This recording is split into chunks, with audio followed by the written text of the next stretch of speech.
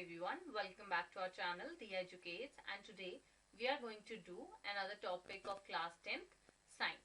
So as we all know that last what we did was we have done three processes of life process. The first was nutrition, second respiration, and the third was transportation. So now next we are going to start with excretion. So as the name suggests, excretion से हमें क्या पता लगता है कि excretion क्या होता है कि देखो हमने पहले न्यूट्रिशन पढ़ा, ठीक है। न्यूट्रिशन में क्या था कि वी इनटेक फूड, हम खाना अंदर खाते हैं फॉर न्यूट्रिशन, जिससे हमारी बॉडी जो इम्पोर्टेंट या यूजफुल मटेरियल्स होते हैं उसके लिए जो उसको प्रोवाइड चाहिए होते हैं वो एब्जॉर्ब कर लेती हैं, और बाकी लास्ट में हमने क्या कहा था that they are moved out of the body, ठीक है।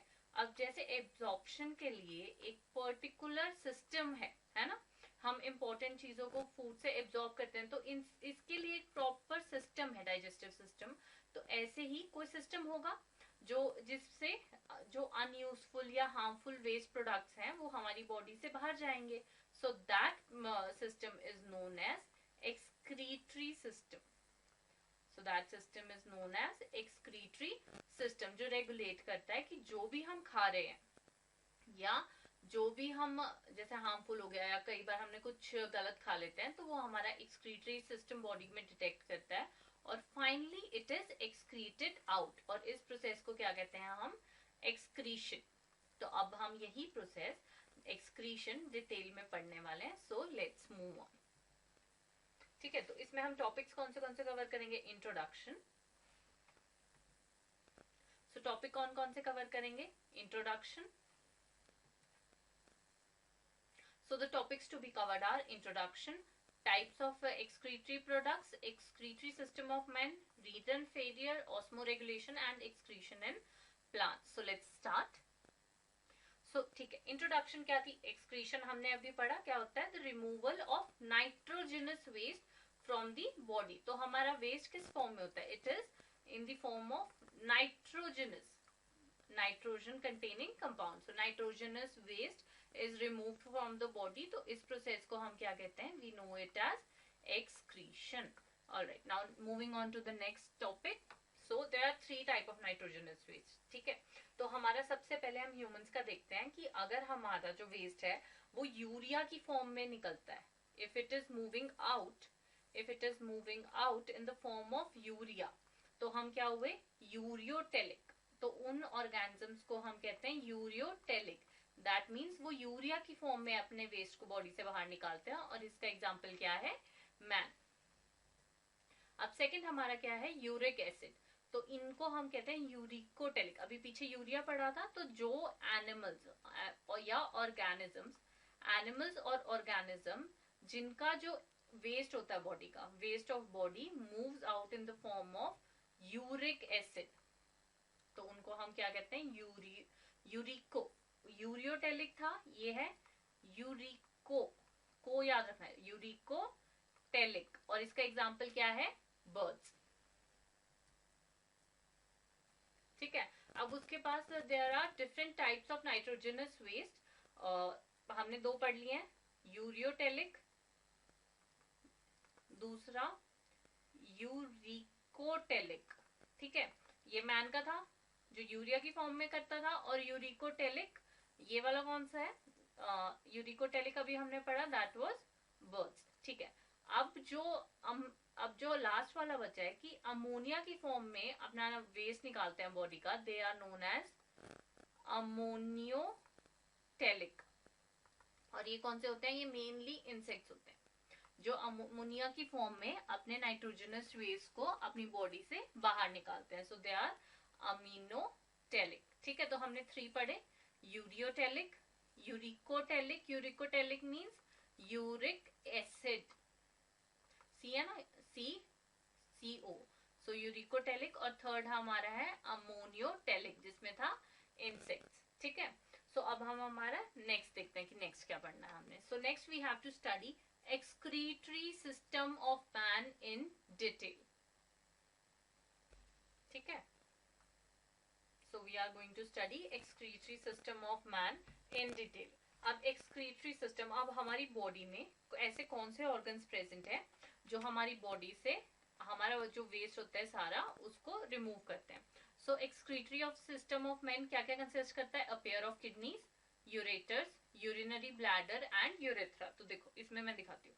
जैसे किडनी हमारा ऑर्गन होता है, it is the organ in the body of humans जो रिमूव करती है हमारे वेस्ट को बॉडी से. ठीक है, तो जो भी उसे ब्लड में वेस्ट मिलेगा तो उसको वो रिमूव करती है. तो ये हमारी बीन शेप्ड होती है kidney and they are in pair. अब किडनी से हमारा जाता है यूरेटर. किडनी से हमारा क्या जाता है?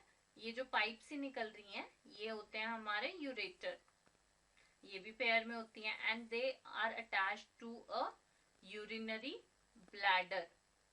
ये जहां पे जाके हमारा यूरिन स्टोर होता है इसको हम कहते हैं यूरिनरी ब्लैडर. ठीक है, इसको हमने यूरिनरी ब्लैडर कह दिया. और उसके बाद ये होता है हमारा यूरेथ्रा, जहां से हमारा यूरिन पास आउट होता है. और यहाँ पे ये देखो, ये जो मैं डॉटेड लाइन लगाई है ये होता है स्फिंक्टर मसल्स होती हैं जो रेगुलेट करती हैं ओपनिंग ऑफ यूरिनरी ब्लैडर, जिससे हमारा यूरिन पोर होता है यूरेथ्रा में. So this is known as sphincter muscle. ठीक है, तो यहाँ डायग्राम में देख लेते हैं. ये हमारी क्या है? किडनी. उसके बाद ये हमारे क्या है? Pair of ureters, pair of ureters, ये दोनों पेयर ऑफ यूरेटर्स. ठीक है, और उसके बाद ये हमारा यूरिनरी ब्लैडर, यूरिनरी ब्लैडर. और ये हमारा क्या है? यूरेथ्रा. ठीक है, और उसके बाद ये हमारी क्या होती हैं? ये देखो, ये हमारी ब्लड वेसल्स हैं जो किडनीज और हमारे एक्सक्रीटरी सिस्टम को ब्लड सप्लाई देती हैं. So these are are blood vessels जो इनको ब्लड सप्लाई प्रोवाइड करती हैं. सो नेक्स्ट, और ये हमारी जो ऊपर है दिस इज एड्रीनल ग्लैंड. और इसका यहाँ पे कोई रोल नहीं है, इसका हार्मोनल सिस्टम में रोल है एड्रीनल ग्लैंड. ठीक है, तो अब हम नेक्स्ट देखते हैं. तो ये हमारे excreted kidneys are bean shaped, ये हमने पीछे ही देख लिया था. They are bean shaped and located just above waist. तो ये वेस्ट से जस्ट ऊपर होती हैं. तो अब देखो ये डायग्राम, इसमें देखो जैसे ये हमारी किडनी है, ये हमारी किडनी है. इन लास्ट व्यू ड्रॉ करती हूँ. तो इसकी जो ये आउटर सरफेस होती है, ये वाला, ये जो बाहर का होता है इसमें, तो ये बाहर, ये दो पार्ट्स में डिवाइड होते हैं. बाहर वालों को हम कहते हैं कॉर्टेक्स, और अंदर वाले को हम, जो ये शेडेड पोर्शन है, इसको हम कहते हैं मेडुला. ठीक है, और यहां से फिर हमारे क्या निकलते हैं? यूरेटर्स. ठीक है, तो इसके जो ये अंदर वाला है, ये अंदर वाला पोर्शन है जो मैंने शेडेड दिखाया है, तो इसमें ये देखो, ये वाले, ये मैं ट्राइंगल दिखा रही हूँ, ये जो मैंने डार्क रेड कलर से करा है, ये देखो ये वाले, ये हमारे क्या होते हैं? इनको हम कहते हैं रीनल पिरामिड्स. ये पिरामिड की शेप के हैं, तो मेडुला के अंदर हमें ये सारे ऐसे देखने को मिलती हैं. So these are renal pyramids. इसका फंक्शन अभी हम बाद में यूरिन फॉर्मेशन में देखेंगे. So these are renal pyramids, right. तो उसके बाद हमारी ये हमारी रीनल आर्टरी है और ये हमारी रीनल वेन है. So these are ureter. So I hope this is clear, the detail diagram of a kidney, of a human kidney I must say. ठीक है, तो ये सेम चीज है. यहाँ पे हमें क्या क्या देखने को मिला? किडनी. सो यहाँ पे हमें क्या क्या देखने को मिल यहाँ हमें क्या क्या देखने को मिल रहा है? कॉर्टेक्स, मेडुला जिसमें पिरामिड्स है, रीनल आर्टरी, रीनल वेल और ureters. So we can say kidney is divided into two, that is cortex and medulla, and the medulla is the inner portion and cortex it is the outer portion. ठीक है, और inner portion में हमें क्या देखने को मिलता है? we see renal pyramids, right, then renal vein and then ureter, one ureter coming out from each kidney. अब हम देखते हैं यूरिन फॉर्मेशन की. जो हम यूरिन पास आउट करते हैं वो एक्चुअली हमारी किडनीज में फॉर्म कैसे होता है, तो यूरिन फॉर्मेशन को हम 3 पार्ट्स में डिवाइड करते हैं। पहला फिल्ट्रेशन, कि सब कुछ फिल्टर होगा, कि क्या क्या नेसेसरी है क्या क्या नेसेसरी नहीं, क्योंकि फिल्ट्रेशन में हम क्या करते हैं, जैसे अगर हम फिल्ट्रेशन भी कर रहे हैं, ये हमारा कॉमन प्रोसीजर होता है फिल्ट्रेशन का, तो अगर हम वाटर इसमें से पोर करते हैं तो जो क्लियर वाटर होता है वो हमें वेसल में मिल जाता है, और जो डस्ट पार्टिकल्स होते हैं वो हमें फिल्टर पेपर पे मिल जाते हैं। तो ऐसे ही फिल्ट्रेशन होती है हमारी किडनी में, कि जो यूजफुल चीजें होती हैं वो यूजफुल चीजें होती हैं वो बॉडी रीएब्सॉर्ब कर लेती है, और जो हार्मफुल चीजें होती हैं वो बॉडी पास आउट कर देती है। ठीक है, तो उसके बाद ये फिल्ट्रेशन हो गया। फिल्ट्रेशन के बाद होती है रीएब्सॉर्प्शन। फिल्टर हो गया, उन्हें पता लगा कि इसमें तो बहुत सारे यूजफुल सब्सटेंसेस भी हैं जो हमारी बॉडी यूज कर सकती है, या बॉडी ने किसी रीजन से वाटर को ज्यादा निकाल दिया है ब्लड में, तो क्या होगा, यहाँ पे रीएब्सॉर्प्शन होगी वाटर की, आयंस की, न्यूट्रिएंट्स की, that are necessary for growth of the body. अब रीएब्सॉर्प्शन होगी, फिर उसके बाद लास्ट कलेक्शन, कि फाइनली अगर रीएब्सॉर्प्शन के बाद भी कुछ बच जाता है तो उसकी कलेक्शन हो जाएगी, और उसके बाद हमारा यूरिन फॉर्म होके पास आउट हो जाएगा, जिसमें हमारे कोई भी इंपॉर्टेंट चीज नहीं होती बॉडी के लिए, वो सब वेस्ट होता है, इसीलिए वो यूरिन की फॉर्म में बॉडी से निकाल दिया जाता है। ठीक है, सो ये हमारा, अब देखो हमें पता है कि हमारा जैसे देख हमारे ऑर्गन सिस्टम होते हैं। ठीक है, ऑर्गन सिस्टम में क्या होता है, टिश्यूज प्रेजेंट होते हैं, और टिश्यूज कैसे बनने होते हैं, सेल से। तो अल्टीमेटली सेल हमारा बेसिक यूनिट होता है किसी ऑर्गन सिस्टम का।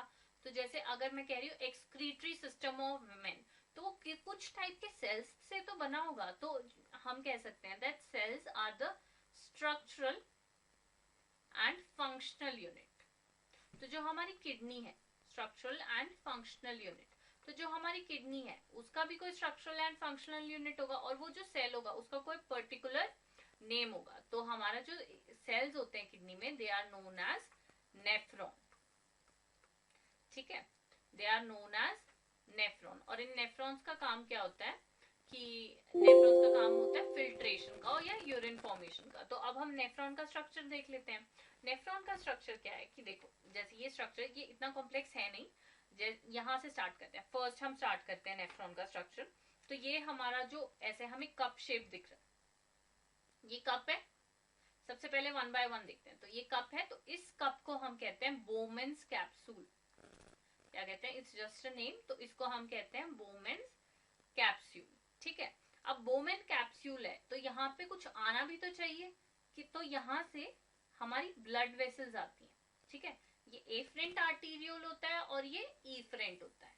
ठीक है, ईफरेंट और एफरेंट। अब इनका काम क्या होता है, और यहाँ पे ये सारी ब्लड वेसल्स होती है। तो इनका काम क्या होता है, ये ब्लड को लेके आती हैं, कि जब सब कुछ हो जाता है, डाइजेशन हो जाती है, सिर्फ उसमें ब्लड होगा, तो ये क्या करेंगे, ब्लड में से जो भी एक्सक्रीटरी प्रोडक्ट होगा, यहाँ पे उसकी प्योरिफिकेशन स्टार्ट होती है, कि जैसे बॉडी ने कहा कि हाँ ठीक है, अब एब्जॉर्प्शन वगैरह होगी, अब एक्सक्रीशन के लिए इन सारे प्रोडक्ट्स को भेज दो। तो वो किसके थ्रू आएंगे, तो हमें पता है हमारी ट्रांसपोर्टेशन किसके थ्रू होती है वाया ब्लड। तो एफरेंट आर्टीरियोल ब्लड को लेके आती हैं। तो उसके बाद ब्लड, तो अभी तक हमने क्या पढ़ा, ये ग्लोमेरुलस, ये ब्लड वेसल्स का जो होता है बंच, इसको हम कहते हैं ग्लोमेरुलस। और ये किस में पड़ा होता है, ये बोमेन कैप्सूल में पड़ा होता है, राइट। और हम Bowman glomerulus plus Bowman capsule को हम आप साथ में क्या कहते हैं, we know them as Malpighian body, Malpighian body, right.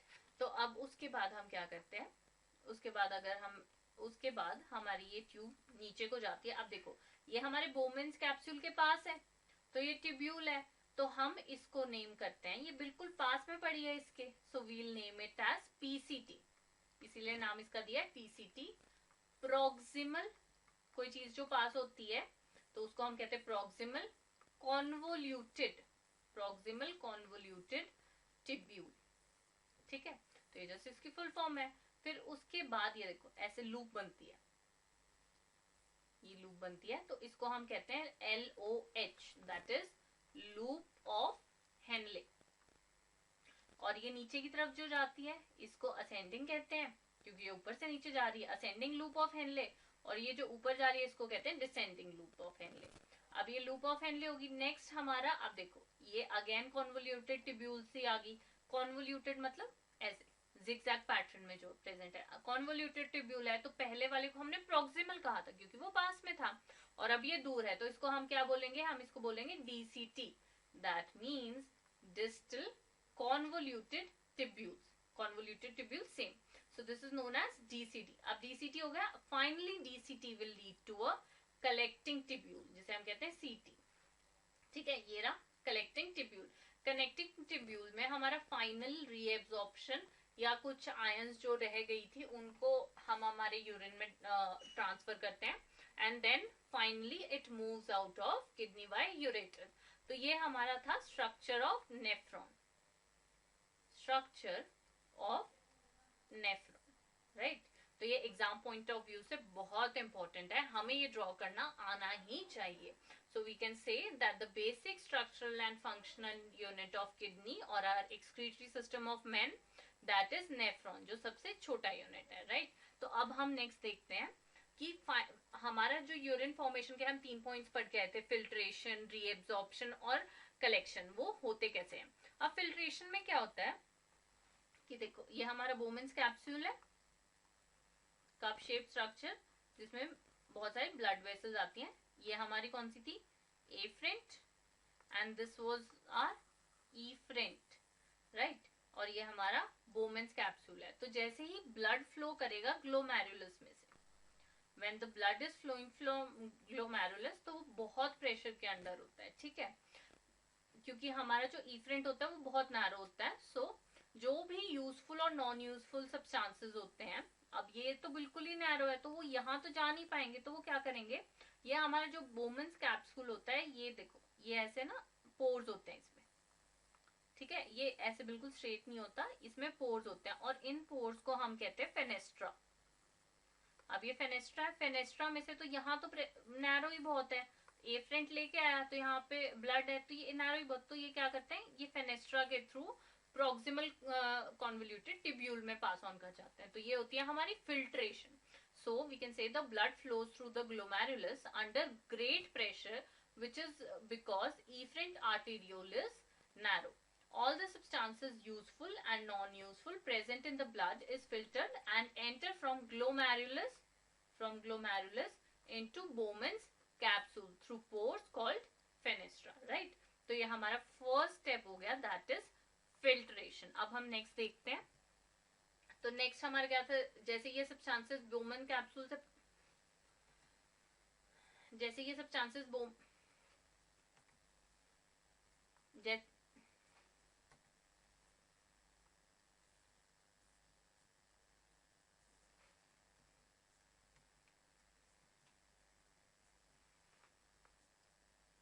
जैसे ये सब्सटेंसेस बोमन कैप्सूल से पीसीटी में जाएंगे, so finally they will be reaching the loop of Henley, क्योंकि हमारा स्ट्रक्चर हमने ऐसे ही पढ़ा था, बोमेन्स कैप्सूल, देन हमारा आता है पीसीटी, प्रॉक्सिमल कॉन्वोल्यूटेड ट्यूब्यूल्स, क्योंकि वो बोमेन्स कैप्सूल के पास है तो उनका नेम है प्रॉक्सिमल कॉन्वोल्यूटेड ट्यूब्यूल। फिर उसके बाद हमारे आता है loop of Henle, then they move through the loop of Henle. So यहाँ पे सारी फिल्ट्रेशन होगी। अब नेक्स्ट आता है हमारा रीएब्जॉर्प्शन। अब रीएब्जॉर्प्शन में क्या होता है कि जो हमारे यूजफुल सब्सटेंसेस होते हैं, जो भी हमारे यूजफुल सब्सटेंसेस होते हैं, they are put back into capillary tubes, they are put back into capillary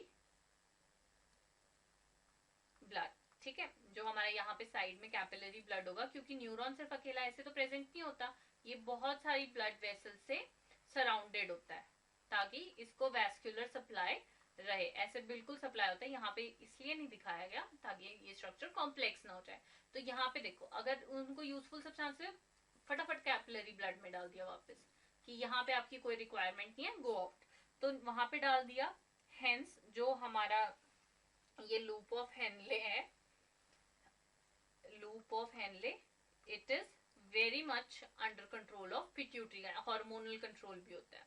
सो हमारे रीएब्जॉर्प्शन में सिर्फ एक ही चीज होती है कि जो हमारा यूजफुल ब्लड होता है उसको हम it is put back into capillary blood. Useful substances होते हैं जो हमारी बॉडी के लिए नेसेसिटी होते हैं, they are put back into capillary blood. So we can say substances that are useful like glucose or any iron that is very important. It can be used by our body and it is put back into capillary blood.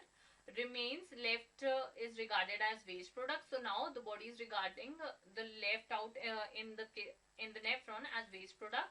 Water absorption takes place in this region. So where does water absorption takes place? It takes place in loop of Henle, and rest the waste products form the urine. So now the last, that is the collection that happens in collecting duct. So from loop of Henle to DCT to collecting duct, then to smaller collecting duct and then to bigger. Suppose कि हमारे जैसे neuron है, एक neuron है, इसकी एक collecting duct है, फिर दूसरा न्यूरॉन है, क्योंकि ऐसा तो है नहीं कि हमारी किडनी में सिर्फ एक ही न्यूरॉन फंक्शन कर रहा है, हमारी किडनी में नंबर ऑफ सेल्स है, that means number of nephrons है, राइट। तो अब ये सारे नेफ्रॉन्स एंड में कलेक्टिंग डक्ट बनते हैं, तो ये स्मॉलर कलेक्टिंग डक्ट्स आपस में फिर एक बड़ी कलेक्टिंग डक्ट बनाती है, और फाइनली हमारे जो रीनल पिरामिड जो हम पीछे पढ़ के आए हैं, और रीनल पिरामिड से कहाँ जाएंगे, it will go pass on to ureters, ureter से यूरिनरी ब्लैडर, जहां पे यूरिनरी ब्लैडर में हमारा यूरिन टेम्परेली स्टोर होएगा, और फिर by urethra it is passed out of the body. So collection क्या है, the urine passes from DCT to CT, small CT that is collecting tubules form bigger collecting tubules, and finally they pour their secretion into renal pyramids, और renal pyramids हमारे कहाँ present है, medulla में, सी here renal pyramids. Urine from renal pyramids goes into ureters, and then through the ureter urine reaches our urinary bladder, where urine is stored temporarily and excreted out through urethra, right?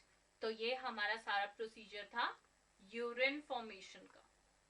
Urine formation में हमने 3 steps पढ़े हैं, filtration, filtration में filter हुआ और fenestra के through Bowman's capsule से PCT में चला गया, then Bowman's capsule to PCT to loop of Henle. Next हमारा प्रोसेस था रीएब्जॉर्प्शन। रीएब्जॉर्प्शन में क्या हुआ, जो भी यूजफुल सब्सटेंस था वो सारा कैपिलरी ब्लड में वापस डाल दिया through loop of Henle, and finally collection जो अभी हमने पढ़ा, और इससे यूरिन फॉर्म होके बॉडी से एक्सक्रीट आउट हो जाता है through urethra. So these are the system, kidney, closer view of kidney, and finally the structure of nephron. I hope you are familiar with all the 3 now. So excretory system of men, the process of passing urine out of urethra is known as urination or micturition. Micturition. This is also known as micturition. So function of Henle loop is to concentrate urine. तो Henle loop का concentrate urine, concentrate मतलब water की amount उसमें कम हो जाती है, और जितने हार्मफुल सब्सटेंसेस है बॉडी में, हार्मफुल सब्सटेंसेस उनकी अमाउंट ज्यादा हो जाती है, ठीक है।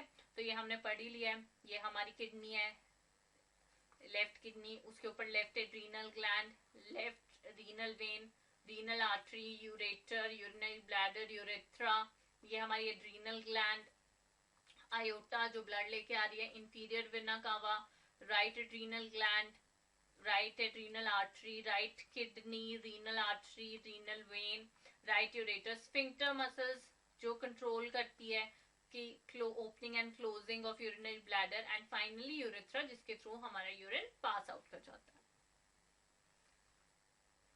सो अब ऑर्गन है तो हमें पता है ऑर्गन से के साथ उसके डिजीजेस भी रिलेट होते हैं, क्योंकि ऐसा तो है नहीं कि हम लाइफ लॉन्ग अपने ऑर्गन्स को मेंटेन कर पाते हैं। कोई ना कोई डिजीज, किसी बैक्टीरिया, वायरस या किसी भी फॉर्म में कि हमारा कोई डैमेज हो जाता है, एक्सीडेंट हो जाता है, तो हमारे ऑर्गन्स मोस्टली डैमेज हो जाते हैं। तो renal failure, renal is associated with kidney, so this means kidney failure. तो renal failure can occur due to many reason, या तो हमारे कोई एक्सीडेंट या इंजरी हो गई, या हमें कोई डिजीज हो गया, ठीक है। तो रीनल फेलियर का एक ही इलाज होता है, ट्रांसप्लांटेशन हो या person is put on artificial kidney, जिसे हम कहते हैं डायलिसिस, जो ये हमें मशीन देखने को मिल रही है। अब देखो ट्रांसप्लांटेशन, ट्रांसप्लांटेशन हमने सुना बहुत है कि ट्रांसप्लांटेशन हो सकती है, बट इसका एक स्टैंडर्ड रिक्वायरमेंट होता है कि जो हमारा ट्रांसप्लांटिंग ऑर्गन होता है जिसे हम ग्राफ्ट कहते हैं, वो हमेशा हमारे रिलेटिव से होना चाहिए या जिसके साथ हमारे जीन्स मैच करते हैं, क्योंकि अगर वो सिमिलर नहीं होगा तो हमारे उस ग्राफ्ट पे उसके जीन्स होंगे या उसके ऊपर कोई उसका मार्कर होगा जिसको हमारी body as a foreign substance consider करेगी अगर हम किसी से भी ले लेते हैं। और अगर उसने फॉरेन सब्सटेंस कंसीडर कर लिया, हमारी बॉडी अगर किसी चीज को फॉरेन सब्सटेंस कंसीडर करती है, सेल्फ कंसीडर नहीं करती, मतलब हमारी बॉडी में कैपेबिलिटी होती है कि वो सेल्फ और नॉन सेल्फ में डिस्टिंग्विश कर सके। तो अगर उसने फॉरेन सब्सटेंस कंसीडर कर लिया, सो फाइनली अल्टीमेटली क्या होगा कि वो उसको डिस्ट्रॉय करना स्टार्ट करेगी, क्योंकि वो उसको एज अ इन्वेडर ले रही है कि it is harmful for me. So अगर हमने वो ट्रांसप्लांटेशन कर भी दिया तो अल्टीमेटली कुछ टाइम बाद बॉडी उसको रिजेक्ट कर देगी कि no this is not my organ, और finally it will lead to death. उसने फंक्शन तो क्या करना है, अल्टीमेटली डेथ ही करा देनी है। So transplantation is a very very risky procedure. And secondly हमें कई बार मैच मिल भी नहीं पाता, और अगर हमें मैच मिल भी जाता है तो फैमिली में हमेशा रिस्क रहता है कि if we take the kidney, क्योंकि उसकी भी फिर वो एक ही किडनी पे फंक्शन करेगा, लाइफ लॉन्ग मेडिकेशंस चलेंगी। So this is very very I must say कि बहुत ज्यादा मुश्किल से होता है ट्रांसप्लांटेशन। कुछ का सक्सेसफुल भी होता है but it is not a usual process जो हम यूजुअली करते हैं। सो नेक्स्ट हमारा होता है आर्टिफिशियल किडनी। तो आर्टिफिशियल किडनी क्या होता है, मतलब हम पर्सन को डायलिसिस पे डाल देते हैं कि एक मशीन है जैसे हमें यहाँ पे दिख रही है, तो ये देखो ये ब्लड टू मशीन की, ये पर्सन से हमने ब्लड निकाल लिया उसको, क्योंकि हमें ब्लड ही प्योरीफाई करना है ना, किडनी भी यही कर रही है। तो हमने जो काम किडनी करती है वो एक मशीन में बना दिया। तो अब ब्लड है, ब्लड को निकाल रहे हैं, तो उसको प्योरीफाई कौन कर रही है, ब्लड को ये मशीन कर रही है। और फिर जब वो प्योरीफाई कर देती है तो यहाँ से वो ब्लड वापस प्योरीफाइड ब्लड यहाँ पे इम्प्योर ब्लड जा रहा है, और यहाँ से जो प्योरीफाइड ब्लड है ये वापस पर्सन में डल जाता है। ये बहुत लंबा प्रोसीजर होता है, 6 आवर्स तक का होता है, या 2-3 आवर्स तो मिनिमम लग ही जाते हैं, क्योंकि हमें पूरी बॉडी का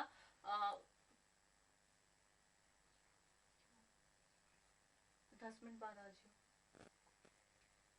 तो हम नहीं 10 मिनट बाद थे। तो हमें इम्प्योर, तो हमें सारी बॉडी का ब्लड को प्योर करना है, प्योरीफाई करना है, तो उसमें टाइम तो लगेगा, क्योंकि जो हमारा ऑर्गन 24/7 कर रहा होता है, क्योंकि वो हमें जाके एक मशीन के पास बैठ के उससे करवाना पड़ रहा है, तो वो तो टाइम लगेगा, और ये ज्यादा लॉन्गिंग भी नहीं होता। बस इसका सिर्फ आर्टिफिशियल किडनी से अगर रीनल फेलियर हुआ है तो हम प्रोलॉन्ग करा सकते हैं लाइफ। तो we can just prolong the life, हम उस पेशेंट की लाइफ को प्रोलॉन्ग करा सकते हैं। और ये भी कोई बहुत अच्छा लाइफस्टाइल नहीं होता पर्सन को, because every now and then वो क्या कहते हैं हॉस्पिटल्स में ही रहता है, और हमें पता है कि अगर एक ऑर्गन अच्छे से फंक्शन नहीं कर रहा तो वो अपना असर बाकी ऑर्गन्स पे भी डालता है, जिसकी वजह से renal failure ultimately leads to death.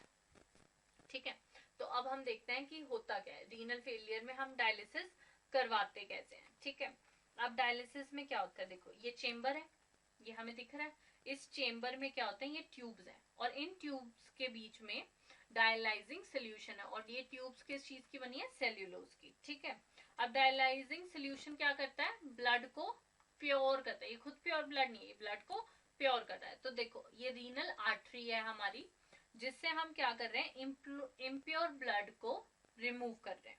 अब इम्प्योर ब्लड को रिमूव कर रहे हैं तो उसके बाद ये इसमें आता है डायलाइजिंग, ये इस चेम्बर में आता है जहां पे इसको प्योरीफाई किया जाता है यूजिंग डायलाइजिंग सोल्यूशन। ठीक है, उसके बाद यहाँ से हम रिमूव भी करते रहते हैं डायलाइजिंग सोल्यूशन को जो इम्प्योर हो जाता है, और नया भी डालते रहते हैं। ये आउटलेट हमें दिख रहे हैं। उसके बाद जब ये प्योरीफाई हो जाता है तो जो ये प्योरीफाइड ब्लड है इसको रीनल वेन के थ्रू वापस पर्सन की बॉडी में इंजेक्ट कर देते हैं। तो ऐसे ही पूरा प्रोसीजर चलता है कुछ आवर्स तक, और हमारी बॉडी का उस टाइम के लिए जितना भी वेस्ट होता है वो रिमूव कर दिया जाता है। So see, blood from renal artery passes from cellulose tube, impure substances diffuse out into dialyzing solution। तो जितने भी यहाँ पे इम्प्योर सब्सटेंसेस हो रहे हैं वो डायलाइजिंग सोल्यूशन में चले गए, तो अब हमारे पास क्या रह गया, pure blood. So pure substances diffuse into blood. अब प्योर सब्सटेंसेस डिफ्यूज कर गए तो उसके बाद ब्लड प्योरीफाई हो गया हमारा, और हमारा यही टास्क था कि हमें ब्लड को प्योरीफाई करना है। अब हम इस प्योरीफाइड ब्लड को we put back it into renal vein. So purified blood हमारा renal vein में वापस चला जाता है। So this is all about dialysis, कि अगर एक पर्सन डायलिसिस पे है तो उसके साथ क्या हो रहा होता है। ठीक है, अब उसके बाद dialysis is a process of separating small molecules from larger ones using semi permeable membrane. It is also called hemodialysis. Hemo means blood. So blood dialysis. Dialyzing machine consists of cellulose tube and has dialyzing solution filled in the chamber that we have already done before. So next हमारा आता है osmoregulation. अब osmoregulation का मतलब क्या है? As we can see कि हमारी बॉडी में osmoreceptors present होते हैं.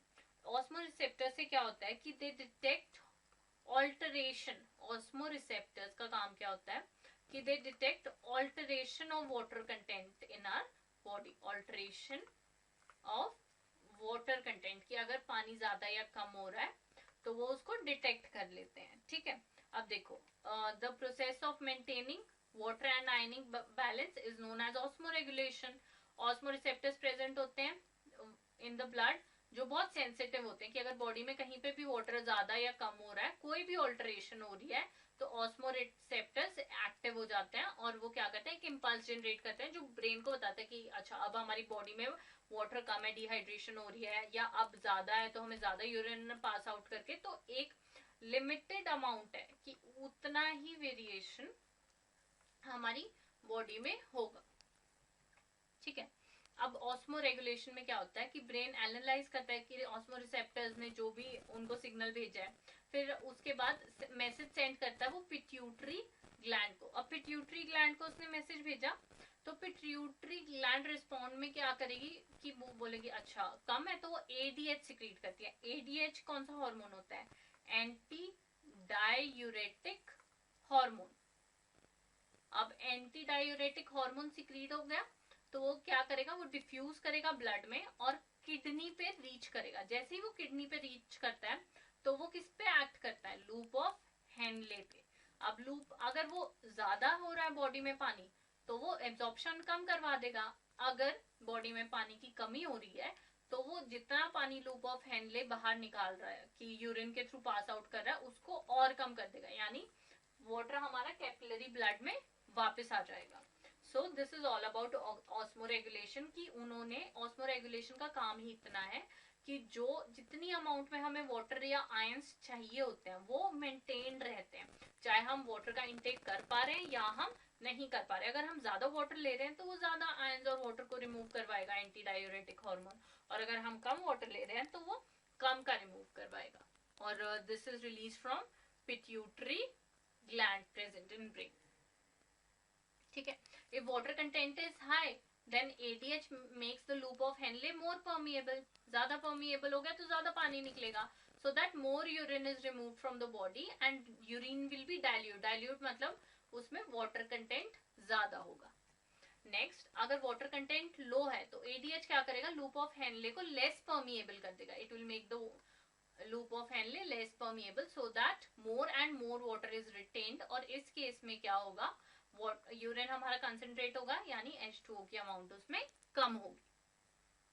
Now next we have to see excretion and plants. Excretion and plants, अब प्लांट्स के वेस्ट प्रोडक्ट्स क्या होते हैं, देखो प्लांट के, अब जब वो अगर फोटोसिंथेसिस कर रहे हैं तो वो ऑक्सीजन रिलीज कर रहे हैं तो हम उसको भी as a waste product consider कर रहे हैं, पर अगर वो रेस्पिरेशन कर रहे हैं जो वो नाइट टाइम में करते हैं कि फोटोसिंथेसिस नहीं हो रही तो वो CO2 रिलीज कर रहे हैं, so CO2 is release via stomata, तो वो भी उनका एक एक्सक्रीशन प्रोडक्ट है।